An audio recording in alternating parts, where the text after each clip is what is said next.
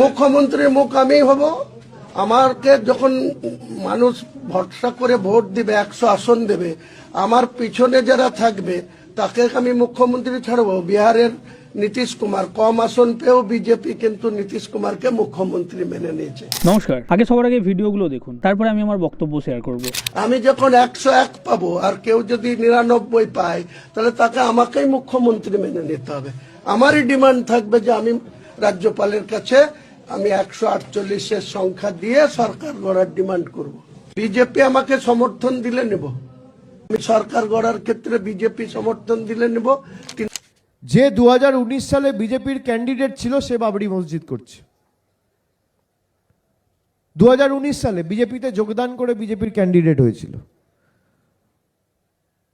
সে বাবরি মসজিদ করে ধর্মের নামে বিভাজন করে কিছু টাকা তুলে নিচ্ছে মধ্যখান থেকে মানুষকে বোকা বানিয়ে।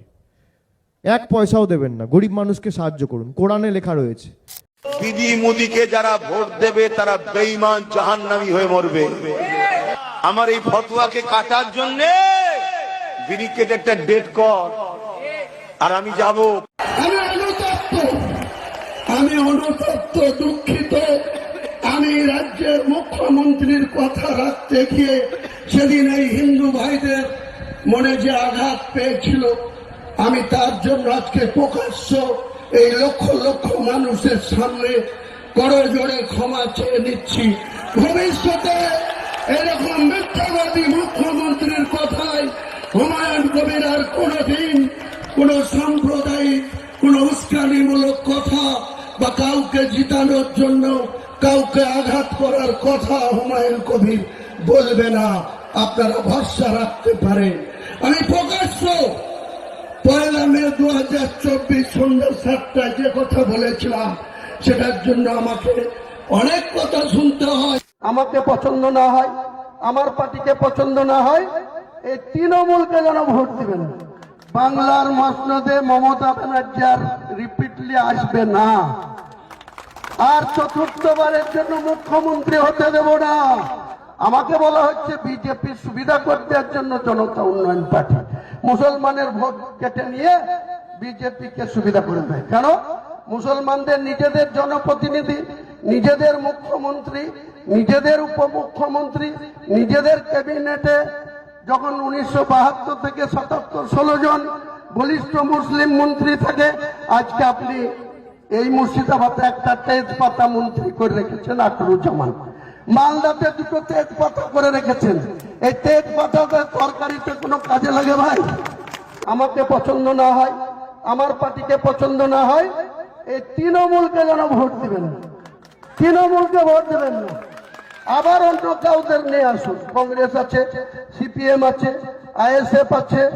আগামী দিনে আমরা চেষ্টা করছি। কালকেই সিপিএম এর নেতা সেলিম সাহেবের সাথে আমার 1 ঘন্টা মিটিং হয়েছে কলকাতায়। আমি বলেছি সারা জীবন আমরা সিপিএম এর বিরুদ্ধে রাজনীতি করেছি, 27টা কেস খেয়েছি, তবু সমস্ত ভুলে গিয়েছি। গ্লানি ভুলে আজকে বৃহৎ স্বার্থে, বাংলাকে বাঁচানোর স্বার্থে সেই সিপিএম এর সাথেও জোটবদ্ধ হতে চেয়েছি। এদেরকে হারাতে হবে।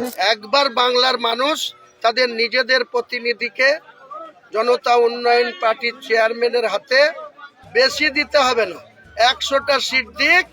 কিভাবে পুতুল নাচানো করে বাংলার মুখ্যমন্ত্রীকে নাচাতে হয় হুমায়ুন কবির বুঝে নেবে। ভিডিওগুলো দেখে কি বুঝতে পারলেন অবশ্যই মতামত জানাবেন। ভিডিওগুলোর মাধ্যমে কিন্তু একটা বার্তা খুব স্পষ্টভাবে উঠে আসছে। হুমায়ুন কবির বাবরি মসজিদের নামে কিন্তু এই সংখ্যালঘু মুসলমান সম্প্রদায়ের যারা মানুষ, যারা শিক্ষিত মানুষ যারা রয়েছে, তাদেরকে কিন্তু কোথাও বোকা বানানোর একটা চেষ্টা করছে। কেন করছে? তিনি বললেন প্রথমে বাবরি মসজিদ শিলান্যাস করলেন, করার পর আজকে এসে বলছে কি 100 আসন পেলে তাহলে কিন্তু সে বাবরি মসজিদ করবে, তা না হলে কিন্তু সে বাবরি মসজিদের দিকে এগোচ্ছে না। এটা কিন্তু একটা কোথাও গিয়ে বোকা বানানো। দ্বিতীয় কি হচ্ছে, আজকে হিন্দু যারা মানুষ রয়েছে বা সনাতনী ধর্মের মানুষ রয়েছে, তারা যেহেতু জানে যে তারা বিভিন্ন দলকে তারা পছন্দ করে, কেউ টিএমসি, কেউ বিজেপি, কেউ কংগ্রেস, কেউ সিপিএম, কিন্তু বিভিন্ন জায়গাতে পছন্দ করে। সেটাকে নিয়েও মানুষের রাজনীতি চলছে। কিভাবে চলছে ভালোভাবে লক্ষ্য করলে দেখা যাবে কি 3টে দল, 3টে মানুষ, একদিকে আইএসএফ, একদিকে হুমায়ুন কবির, একদিকে সিদ্দিকুল্লাহ চৌধুরী। এনারা কিন্তু যদি এই যে 30% সংখ্যালঘু বলে তারা যে লাফালাফি করছে, তারা যদি আজকে একত্রিত হয়,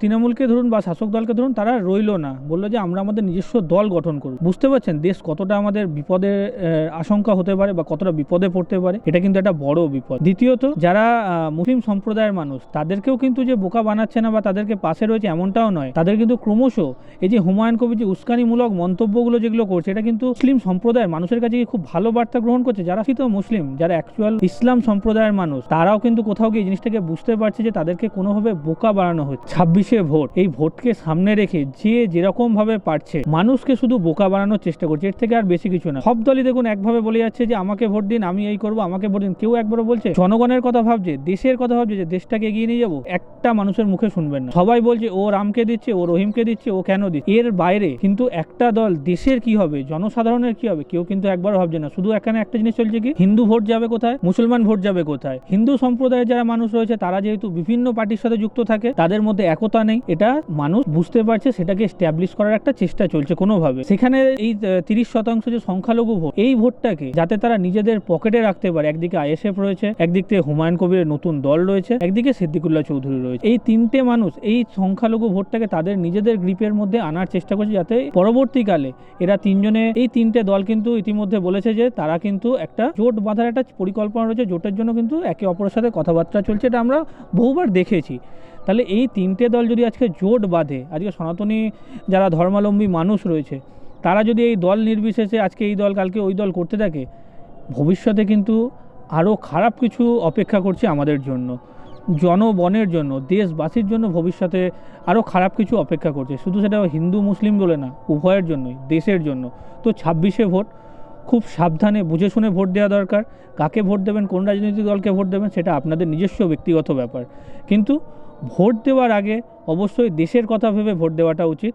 কারণ আজকে যে জায়গাটা এসে দাঁড়াচ্ছে, কারোর উস্কানিমূলক মন্তব্যে গিয়ে ভোট কাউকে দেওয়া, এটা কখনোই বাঞ্ছনীয় নয়, কিন্তু কোনো উস্কানিমূলক প্ররোচনামূলক কথাবার্তায় না। কারণ আজকে এই যে এত কটা ভিডিও আপনি দেখলেন, দেখার মধ্যে এটুকুনি পরিষ্কারভাবে আপনি বুঝতে পারছেন যে একে অপরকে কিন্তু কাদা ছোড়াছুড়ি করছে, দেশের কথা কিন্তু কেউ ভাবছে না।